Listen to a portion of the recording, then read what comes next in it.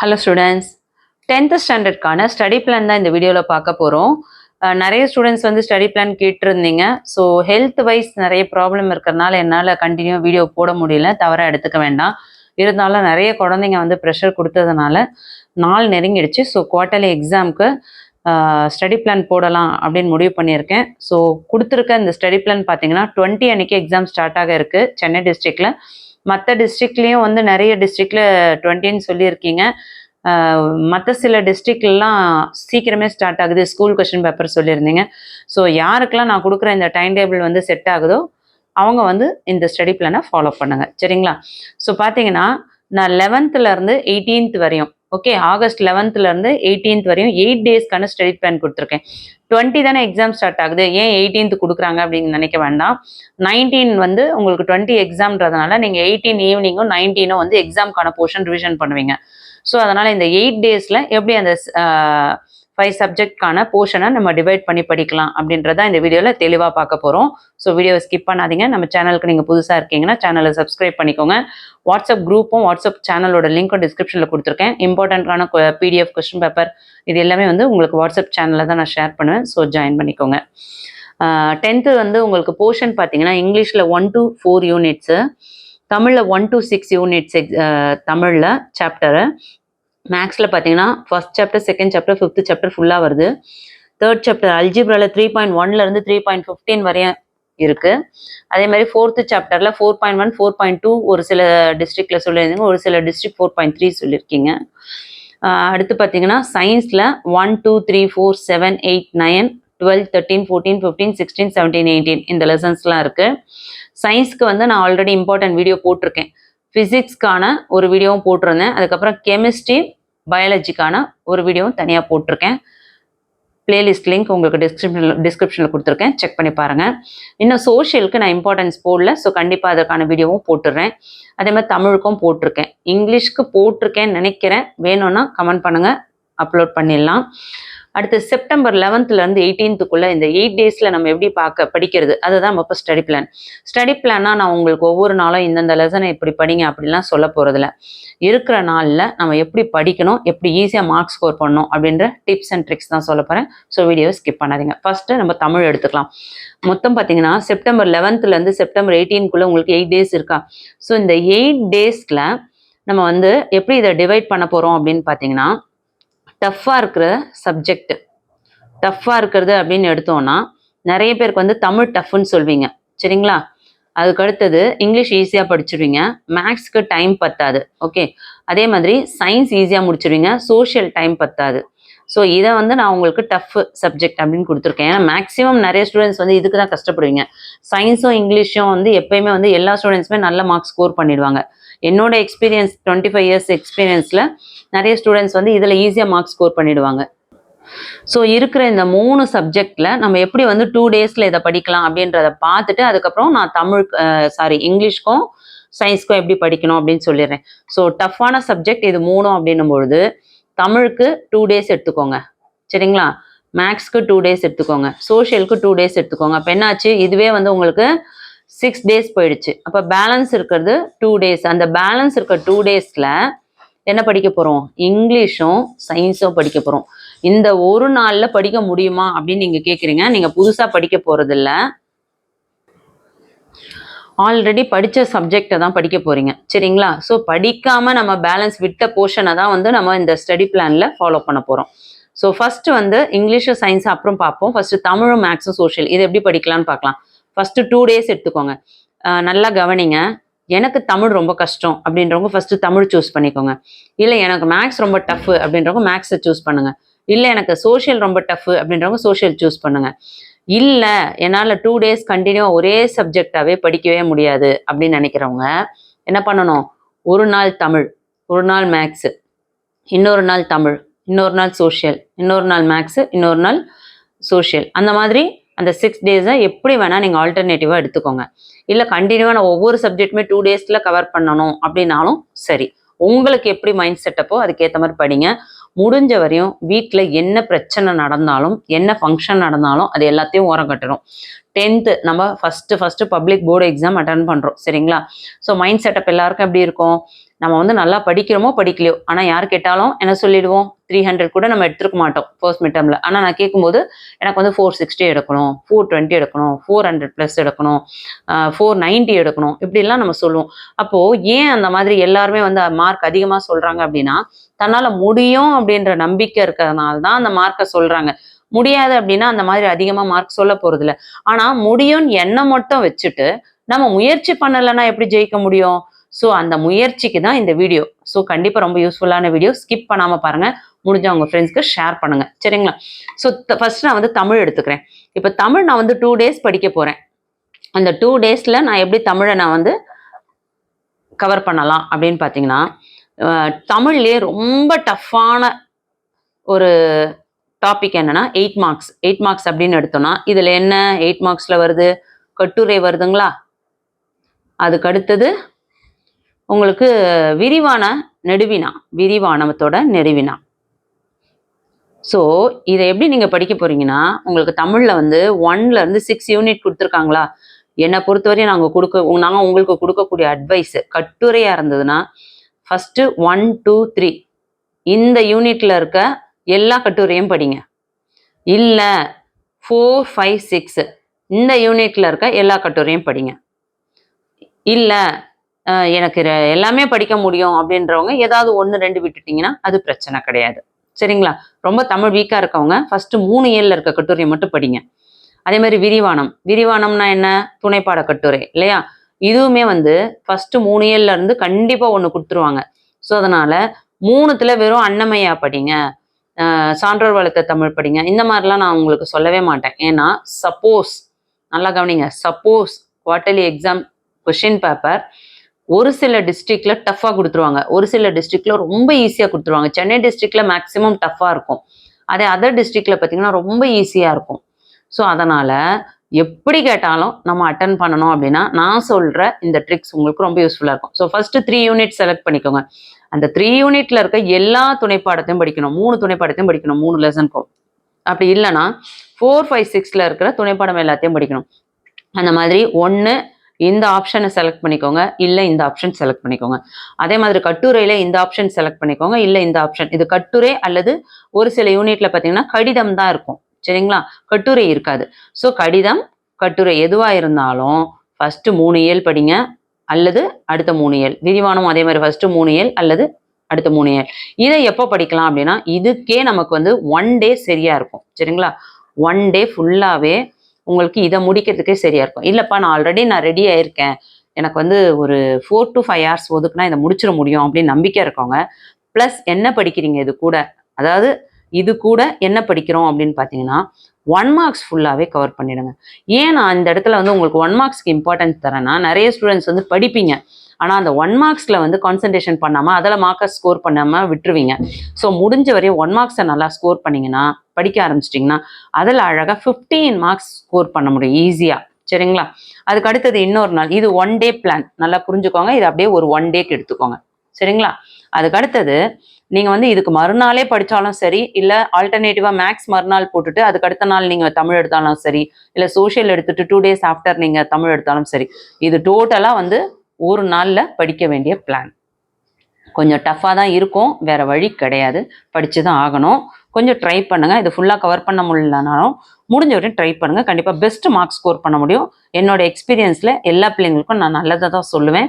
என்னோட வழிநடத்தி என்னோட ஸ்டூடெண்ட்ஸ் எல்லாருமே இன்றைக்கும் வந்து பெரிய லெவலில் இன்றைக்கி ஜாப்ல இருந்து நிறைய பேர் மேரேஜ் பண்ணிவிட்டு குழந்தையும் பிறந்து இன்னமும் என்னோட காண்டாக்டில் இருக்காங்க. எல்லாரும் ஹாப்பியாக நல்லா இருக்காங்க. நீங்களும் நல்லா இருக்கணுன்ற ஒரு நல்ல நோக்கத்தில் சொல்கிறேன்.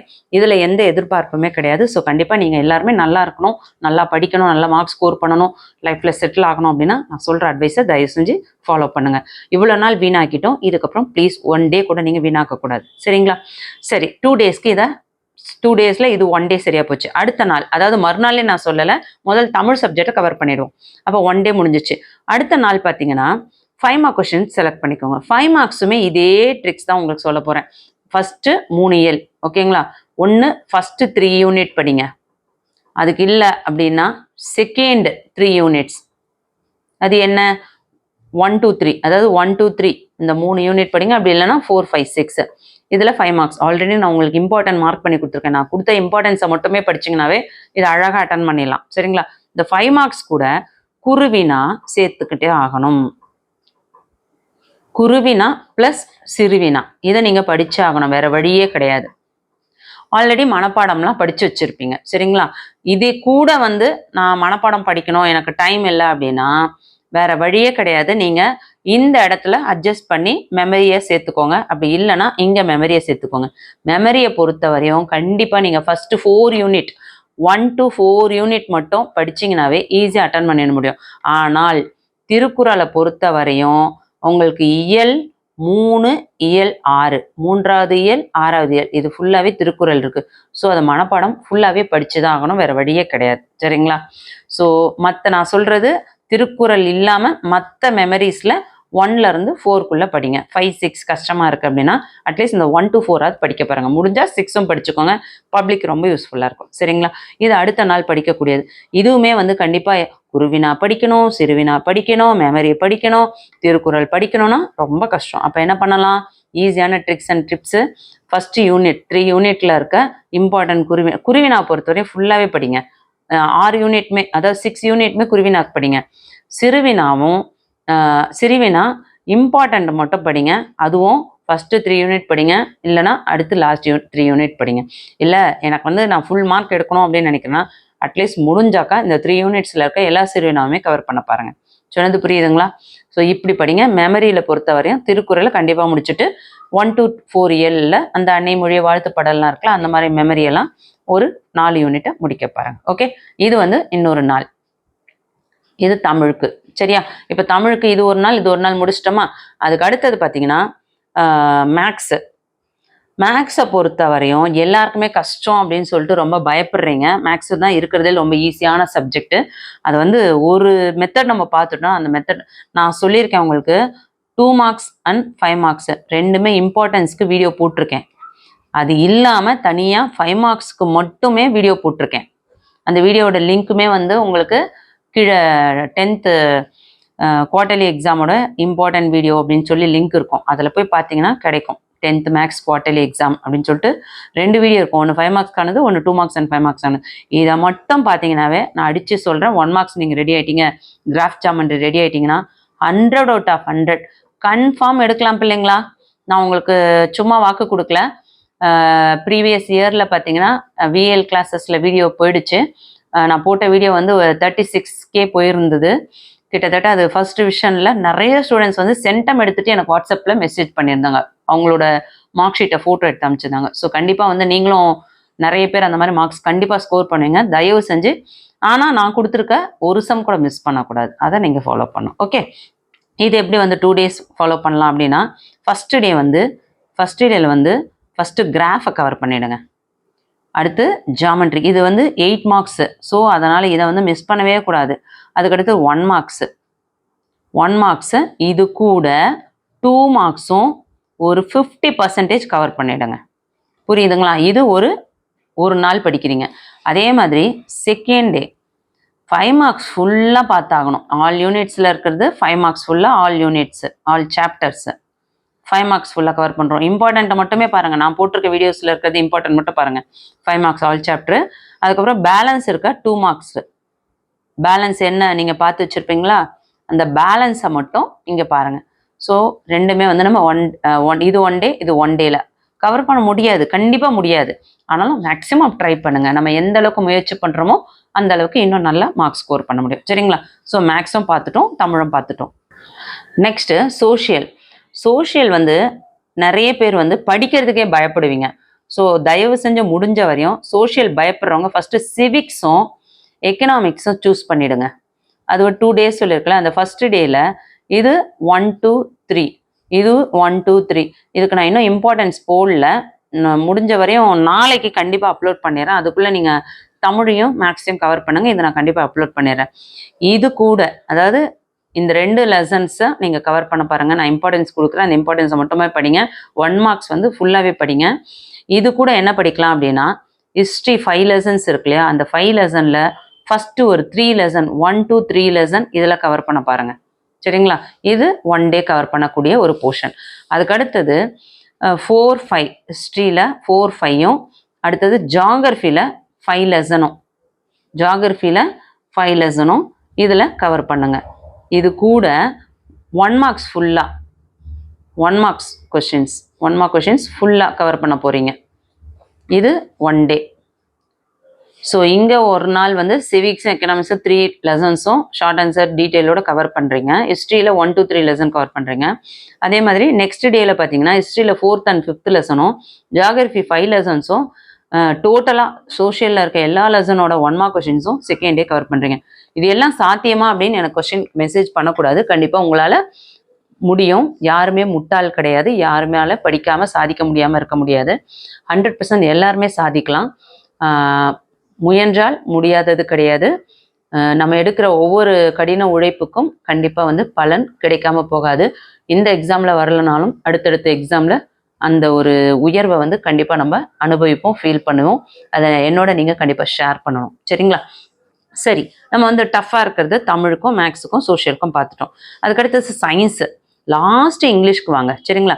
சயின்ஸ் வந்து உங்களுக்கு 1 டே தான் இருக்குது. இந்த 1 டேல எப்படி நான் கவர் பண்ணுறது அப்படின்னா, ஆல்ரெடி நான் உங்களுக்கு இம்பார்ட்டன்ஸ் மட்டும் தான் கொடுத்துருக்கேன். தயவு செஞ்சு சயின்ஸில் நான் கொடுத்துருக்க இம்பார்ட்டன்ஸை ஃபுல்லாக கவர் பண்ணுங்க. அதில் ஆல்ரெடி படித்ததை படிக்காதீங்க. படிக்காத போர்ஷன் எப்படி நம்ம இதுவரையும் இன்னும் படிக்கவே இல்லை அப்படின்ற படிக்காத போர்ஷனை மட்டும் செலக்ட் பண்ணி அதை மட்டும் அந்த 1 டேல கவர் பண்ணுங்க. அதுக்கு டைம் இருக்காது. அந்த பேலன்ஸ் இருக்கிற போர்ஷனை நம்ம என்ன பண்ணுறோம், எக்ஸாமுக்கு நடுவில் உங்களுக்கு லீவ் வருது இல்லையா, அந்த பேலன்ஸ் டைமில் நம்ம வந்து அந்த பேலன்ஸை நம்ம கவர் பண்ணணும். சரிங்களா? இப்படி நீங்கள் சயின்ஸை படிங்க.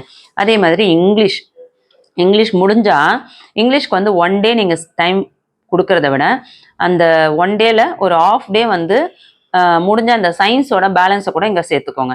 ஏன்னா இங்கிலீஷ் வந்து உங்களுக்கு ஈஸியாக நீங்கள் கவர் பண்ணிடலாம். 1 to 4 யூனிட்ஸ் தான். சரிங்களா?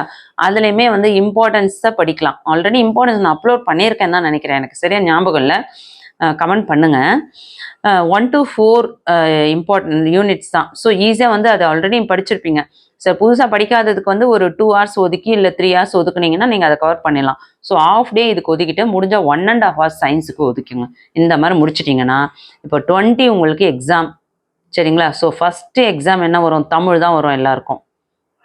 ஃபஸ்ட் எக்ஸாம் தமிழில் ஒரு சிலருக்கு ஸ்கூல் கொஸ்டின் பேப்பர் இருக்குது, வேறு சப்ஜெக்ட் இருக்குது அப்படின்னாலும் எப்போ படிப்பீங்க நீங்கள்? 18th அன்னைக்கு நைட்டு ஸ்டார்ட் பண்ணுறீங்க. 18th நைட்டு ஒரு 8 o'clock போல் எக்ஸாமுக்கு ரிவிஷன் ஸ்டார்ட் பண்ணிங்கன்னா 18th நைட்டு ஃபுல்லாக படிக்கிறீங்க, 19th மார்னிங் படிக்கிறீங்க, ஸ்கூலில் போய் படிக்கிறீங்க, அன்றைக்கி நைட் வரையும் ஃபுல்லாக படிக்கிறீங்க, திரும்ப 20th அன்னைக்கு மார்னிங் படிக்கிறீங்க, அதுக்கப்புறம் எக்ஸாமுக்கு போகிறீங்க.